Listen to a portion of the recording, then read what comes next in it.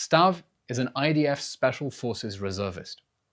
When he went to sleep on the night of October 6, 2023, he was a civilian, a trainee lawyer. He wasn't expecting that the next day he'd find himself in uniform again. But on the morning of October 7th, as soon as he knew something was wrong, he didn't wait for the order. He jumped in his car and he drove down to his base. For the past 14 months, Stav has done many long tours of duty, jumping back and forth between military service and ordinary life. He's protecting his family, his friends, his country, all of us, our team. Stav has spent a great deal of time fighting terrorists in the West Bank, in the high ground overlooking the rest of Israel.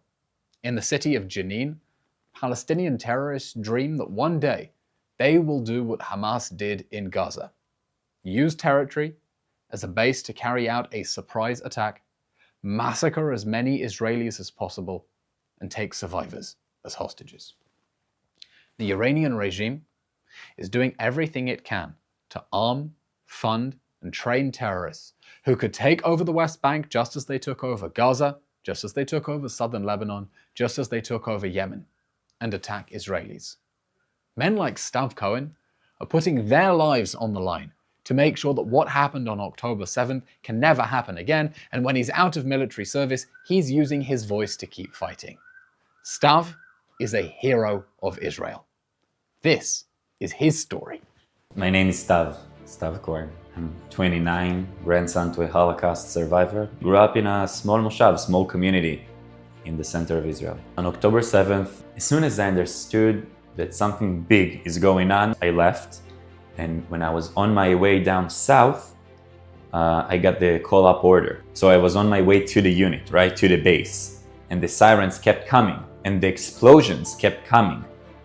I pulled over, tried to find shelter, and I could see we were like 3 or 4 cars that stopped at the same place. I could see this mother with curly brown hair.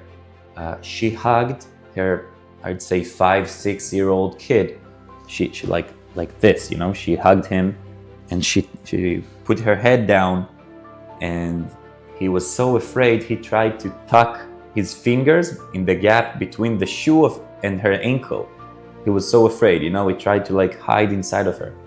That's the true image of the war right there. You know, you'll open the news, the media, you'll never get what truly the war is. I was driving south, right? And the sirens kept coming, the explosions kept coming. And every few, seconds, I had to pull over because the rockets kept coming. And then I realized that I'll never get there, you know, that way. And even more, every time that I'm pulling over for a couple of minutes, more lives of innocent people are being taken. Think about it. That's the state of mind. Think about it this way. You are special forces, and they taught you that each second counts, you know? And every time that you have to pull over, more people are dying. In this moment, I realized that I don't matter anymore. Like, Stav is on hold. Now I serve a bigger cause than me, than my life, than what I want to do. And Am Yisrael is in the center. And Am Yisrael, that's the mother with the curly hair and the 5-year-old kid. That's Am Yisrael, you know, the Holocaust survivors in Israel, the Christians, Jews, Arabs. That's Am Yisrael. And they're in the center. The moment I found out that Omri, my childhood friend, got murdered on October 7th, I cried. That was the first and only time that I cried, I think like in the past 10 years or so. The terrorist came to the Nova Festival, shot Omri all over his body. He bled badly. And 2 of our other friends, Tzur and Aviad, also same group, they were with him as Omri passed out. Tzur and Aviad never left him. Even though they had terrorists coming after them while they're shooting at them, Tzur and Aviad grabbed Omri and ran with him.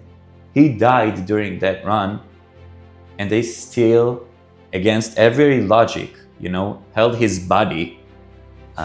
They were way slower than they're supposed to do, and they paid with their lives because they also got murdered. I've been fighting in Judea and Samir for the past 11 years now, even more, right?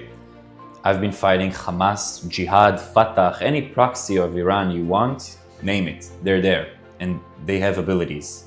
And when you're saying Judea and Samaria, West Bank, people need to realize that you're talking about 1.5 million people, Palestinians, and 500,000 Jews.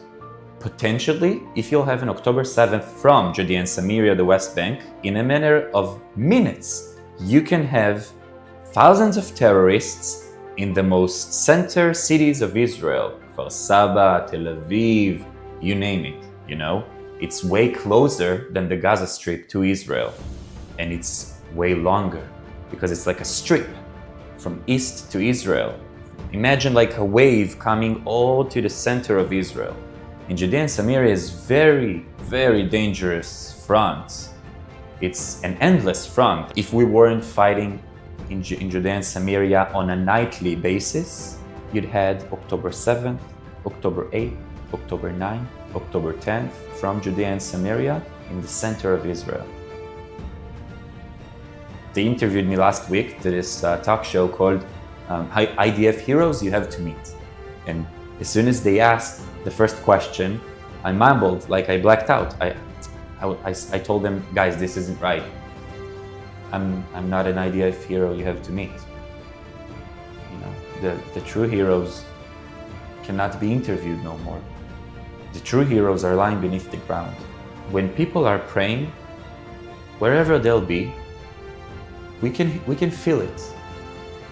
And I tell you what, I'm not a religious person, so I don't have like the religious explanation, and I have no idea like how, but we can feel it. Anyone can be a fighter. You don't need a weapon.